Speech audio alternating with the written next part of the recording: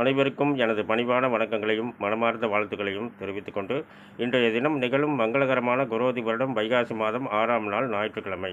நல்ல நேரம் காலை 7:30 முதல் 10 மணி வரை, மதியம் நல்ல நேரம் 2 மணி முதல் 4:30 வரை. இன்றைய தினம் ஏகாதசி சுபமுகூர்த்த நாள். சூலம் மேற்கு, பரிகாரம் வெள்ளம். திதி இன்று பிற்பகல் 1:51 வரை ஏகாதசி, பின்பு துவாதசி. நட்சத்திரம் இன்று இரவு 3:17 வரை அஸ்தம், பின்பு சித்திரை.